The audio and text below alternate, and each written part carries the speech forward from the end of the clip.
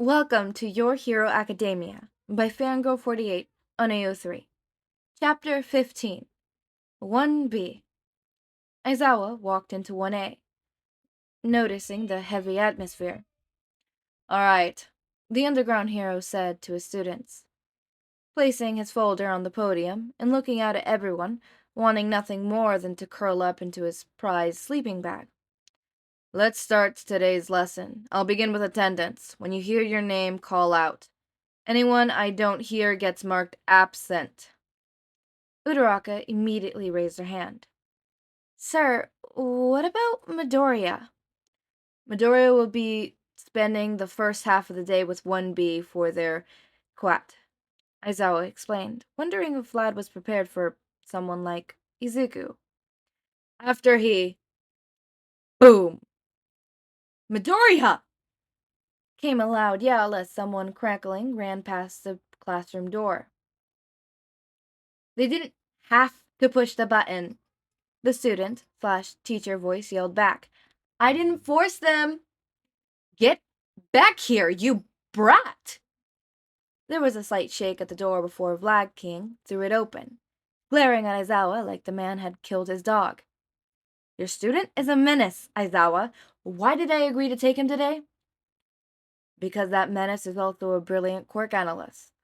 The underground hero grabbed a piece of chalk from the blackboard, throwing it at the other teacher and hitting him in the forehead with a pinpoint accuracy.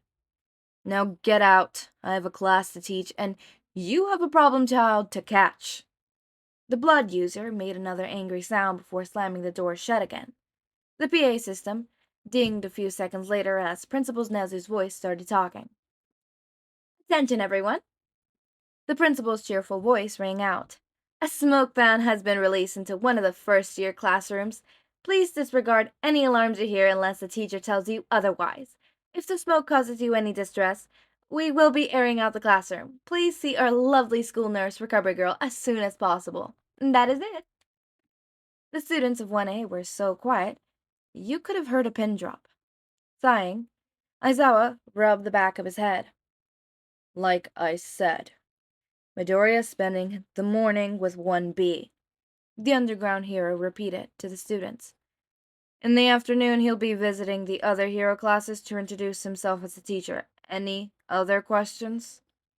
Toji lifted one of his arms. A second eye looked at Todoroki. About what happened yesterday. Ah, right. Thanks for reminding me. Aizawa looked at his students seriously. Without getting into much detail, Midoriya was involved in a classified incident involving the previously unknown criminal organization. Obviously, he's fine now, thanks to a certain hero, but the event has given him some PTSD. The school was previously unaware of his trigger obviously, but as a result of yesterday's incident, we will be working with him to avoid something like that happening again. Dark eyes turned a slight shade of red, and some of Aizawa's hair started floating as he activated his quirk. If you see Midoriya behaving like that again, do not engage him. What happened yesterday was pretty mild to what happened in the past. Get a teacher and we will handle him. Mild. That was mild? Some of the students shivered at what would happen if Midoriya really lost control. Now then, moving back to our lesson, Aizawa opened his forward. Ayama, yoga. 21 sets of eyes glared at Izuku as he stretched out. Hey! Tetsu stepped forward, glaring at the green-haired student. What was up with that box earlier? Were you trying to pick a fight with us? Izuku paused in his stretching. Nope. Then what was the point of it? The steel user was incredulously furious by the blasted attitude. And who was this guy anyways? He wasn't in class before, so where did he come from? Well, it was a test. Izuku looked at the class, shaking his head. All of you failed, by the way. No stickers for you. Stickers? Hey, I want a sticker. Wait a second, Hinuki said, nudging Setsuma's arm slightly. That's the guy from the rect exam. Setsuna's face lit up as she grinned. Oh, right, the cutie who followed us around. K- cutie? Izuku immediately turned red, not sensing the fast approaching red figure until it was too late. Gotcha! Vlad King cried out, picking Izuku up by the back of his collar. Moving the boy's body slightly, Vlad King pulled Izuku under one arm, similar to how an athlete would hold a football. With the troublemaker secured, the blood hero gave Izuku a thunderous look. Now, don't you cause me any more trouble, understand? And you're cleaning up my classroom later. Forgetting the green-haired girl's words from a moment later, Izuku rolled his eyes.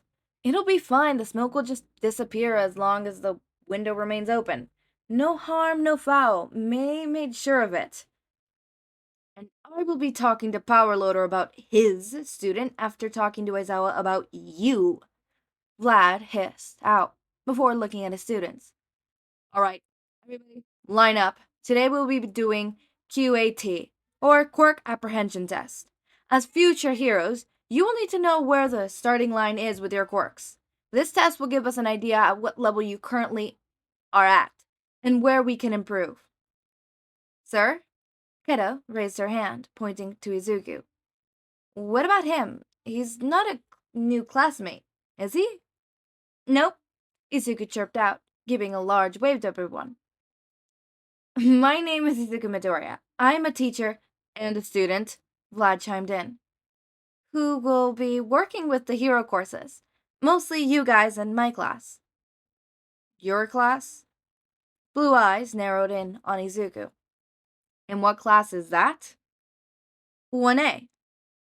What's this? Monoma took a step forward, a deranging look coming from his face that had some of his classmates taking a step away. Could it be that deployable 1A is stooping so low as to spy on 1B? But that would be unthinkable. Hey, isn't your class supposed to be better than... Kendo reached out and quickly chopped Monoma on the back of the neck. Unknowingly, the big fist user's action was just the beginning of a long and annoying tradition that would frustrate her to her entire time at UA. Sorry about him. The redhead smiled. He's really taking the rivalry thing a little too serious. That's cool. Izuku waved it off. But honestly, there's no reason we should fight over who's better. We're all here to be heroes. It's not our fault with how the classes were divided. Wait, our classes were divided for a reason? Shota raised an eyebrow, looking at some of the other students. Vlad King's eye twitched slightly. Yep, Izuku nodded. I've been told it's about quirk control. For the most part, everyone here has a better handle on their quirk than 1A. It's part of the way I set up my test for you guys. A question mark appeared in Manga's bubble. Let me explain, Izuku said, moving slightly before remembering he was still caught by Vlad King. Looking up, the younger pointed to the group. Can you please let me go? No. The teacher narrowed his eyes. You'll run away again. Izuku let out a sigh, resigning to his fate before looking back at the class. Basically, I ambushed 1A to test their fight or flight response. It was a mixed result, honestly, but back then I didn't know how the class were divided. It all worked out for the best, though, since most of 1A have quirks that, if they accidentally go off, can seriously harm. Makes sense. Hanaki nodded, remembering some of the powerful quirks from the recommendation exam. Everyone here in 1B already has exponential control of their quirks. Many of the students looked pleased with the words. But the problem is your mindset, Izuku continued, the happy students frowning now. Obviously, it's natural for you to listen to your teachers since you're students. The problem is, though, it is that you all have gotten to a point where you obey said orders too easily. Lifting his thumb, Izuku pointed to Vlad King. A mysterious box on your teacher's desk that says push me. If this was real, that box might have been an actual bomb, or worse. Vlad King here is going to be working on building you up in strength and fine-tuning your quirks. I will be helping you think strategically so that that incident doesn't repeat. Unfortunately for the Blood Hero, he couldn't refute what the younger teacher said. The first of Vlad King's class had passed away after graduating, had been from following orders. Obviously, in the field, there was a chain of command, but Vlad's classmates have been given bad orders, sent in to investigate a building that collapsed moments after they entered. What made it worse was another hero with them could have used echolocation and would have been able to scan the structure without actually entering. But this is a hero school. Tsunachiri tilted her head. It's safe. Just because no one has been stupid to succeed in attacking the school, it doesn't mean there isn't always someone who won't try, Izuku said seriously. Somewhere in Kamino, Tomura Shigaraki sneezed, wondering if someone was talking about him. As homework for everyone failing, I want to report back to my classroom tomorrow about how you or a classmate's quirk could have prevented the bomb from going off. Izuku tried to put his hands on his hips to look intimidating. It failed. Some of the students did their best to hide their laughter, but Vlad saw right through them, ordering everyone to line up so that they could begin stretching. Classes have been swapped around already so that Vlad's students could take their regular classes this afternoon. That meant that they didn't have much time this morning to complete the QAT, especially not if they wanted to catch up to 1A. So, what's Class B like? Mina leaned over the kitchen counter. Izuku coughed and waved his hand slightly, looking down at his failure. He had been attempting to make some hot chocolate as an apology for yesterday. The all or nothing user could cook about as well as anyone, but baking? That was a fruitless quest, it seemed. After 200 years, Izuku still couldn't even make the simplest of desserts. The best he could do was add cut fruit into yogurt. They're really nice, Izuku said, before Monema's face flashed in his mind and he scowled. Well, most of them are nice. There is this one guy. Okay, I can't watch this anymore. Sato slammed his magazine down, getting up and pushing Izuku out of the way.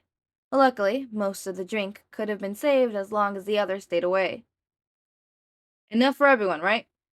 Izuku pouted and went to sit next to Mina. Yes, please. The acid user giggled. So, there's one guy? Huh, what's his name? Trust me, when you meet 1B, you'll know who he is. Izuku rolled his eyes. No doubt Monoma would make his obsession with beating 1A known the second he opened his mouth. Which reminds me, I have to get the scenario assignment ready for class. Scenario? Yeah, Hold on. Izuku turned around on a chair. Hey, Momo? About May? Immediately, the girl's face lit up bright red. Jiro, who had come down with her, glared at Izuku, stepping between the two and acting like a shield. What do you want, Midoriya? Relax. Izuku held his hands up. I was just gonna say that May's definition of marriage isn't what you think. But if you tell her to back off, she'll do it. Eventually. Really?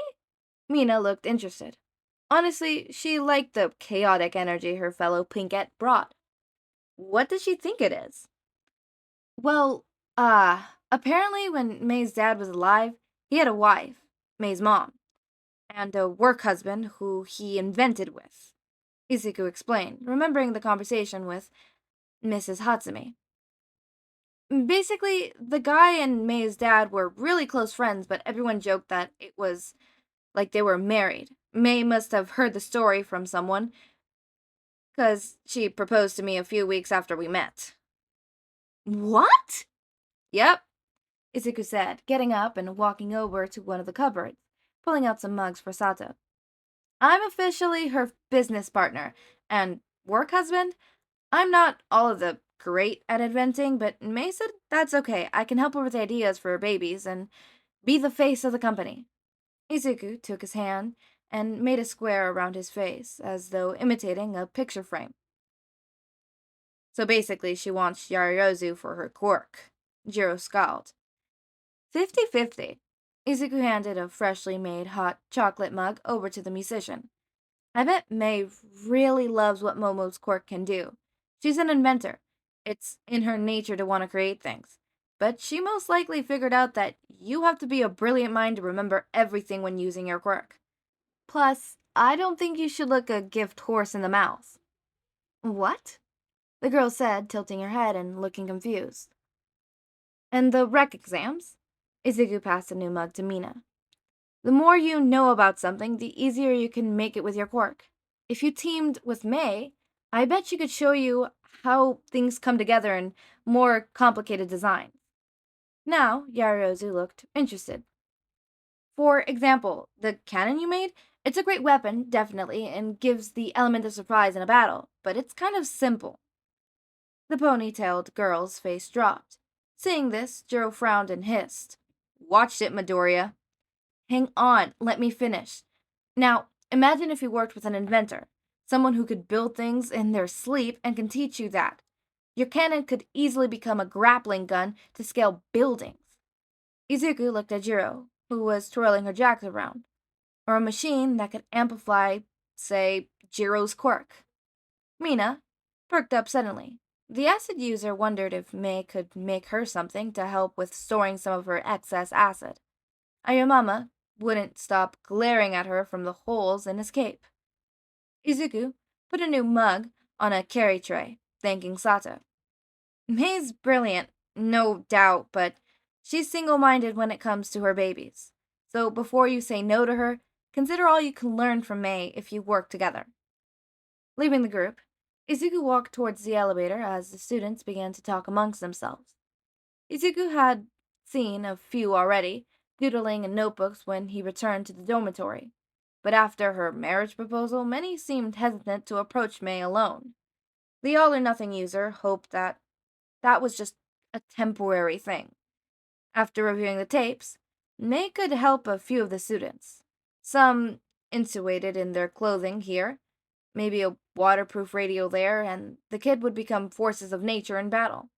Huh, Izuku thought as the elevator dinged on the 5th floor. What were 1B's hero costumes like? Was it worth sending May to visit their class with Toshi as well?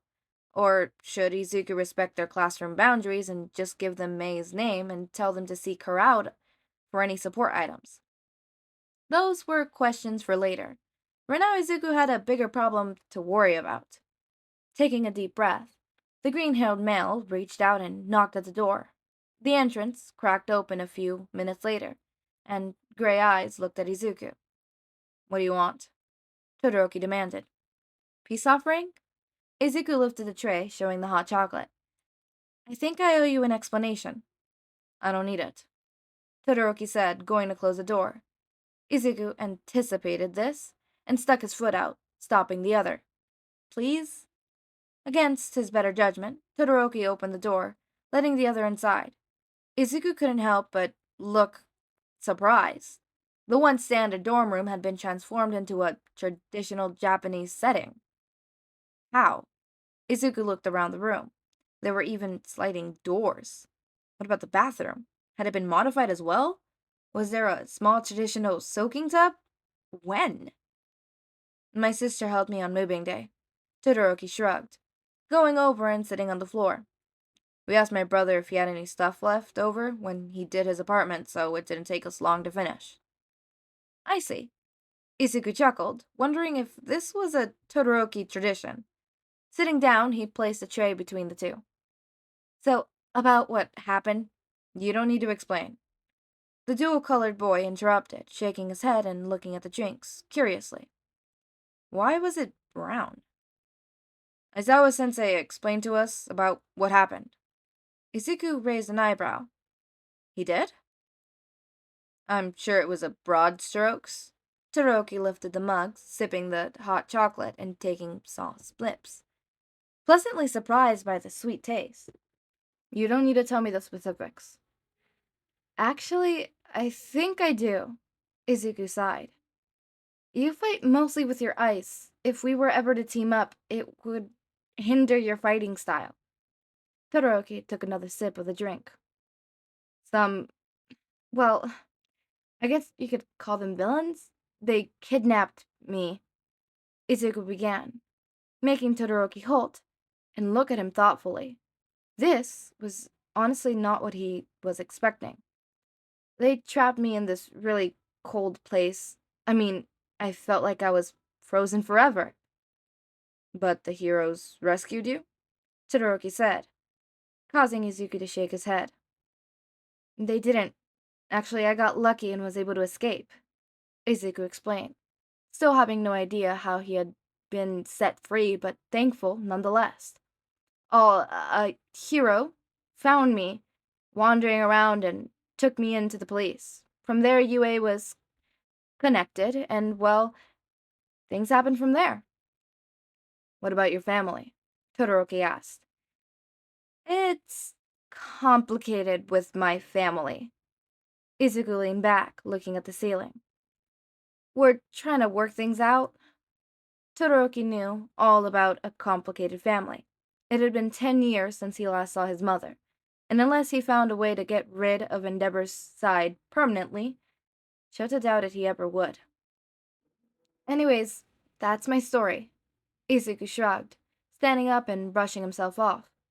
Aizawa and Hound Dog are gonna work with me to see if I have any more triggers. You and the others don't have to worry, though. Todoroki nodded, watching as Midoriya made his way to the door. One burning question on his mind. Midoriya. Yeah? The hero who saved you. Todoroki clenched the mug tighter. Do I know them? Izuku blinked owlishly for a moment before giving a huge smile. Of course. I would imagine you've seen them quite a bit. Walking out of the room, Izuku had no idea that the hero he referred to, All Might, was not the one Todoroki was thinking of. Instead, the fire and ice user thought about how everything made sense. Endeavor must have been the one to find Midoriya after he escaped his kidnappers. And not knowing what sort of a monster the number 2 hero was, the student/teacher had agreed to keep an eye out on Shota as a way to pay back the hero.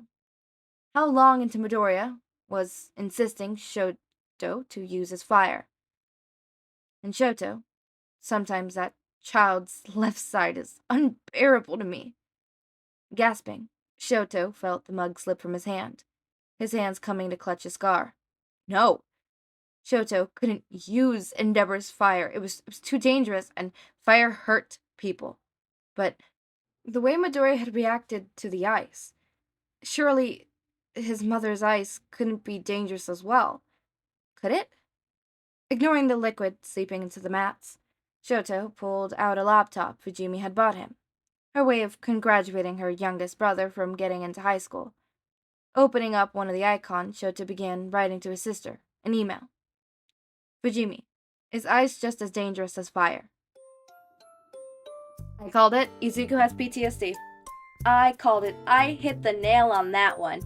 Oh my god, look at me. I'm right. I'm gonna eat this up so much.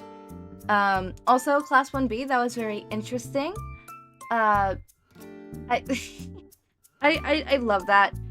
I know a lot of the times we don't see a lot of Class 1B, and it's unfortunate. Like, there's a lot of the characters there that I just don't know. Monoma is one that I know, unfortunately. Kendo and Tetsu. That's it. That's all the characters I know by name, right? Which isn't like in Class 1A, I know most of the characters' first and last names, except for a few where I only know their first names. But at least I know each one of their names and could tie it to a face. Not like 1B, I can't tie a face to the name. It's just, I don't see them being represented that much. So far in the many fics that I've read, probably over like 60 at this point, probably over 100, the fics that I could recall that have mentioned Class 1B are 1, 2, 3. Three that have mentioned 1B and have had 1B have a significant telling in this, in the story, right? And yeah, that's it. That's sad. Class 1B does get ignored a lot, but like it makes sense. Class 1A does follow the story of like the main protagonist, so it makes sense why Class 1B would get overlooked most of the time. As always, my raindrops, make sure to eat, sleep, drink water, take your meds. Have a wonderful day or night. Join our community Discord server, link is in the description. Subscribe to see more of my content, and thank you so much for watching.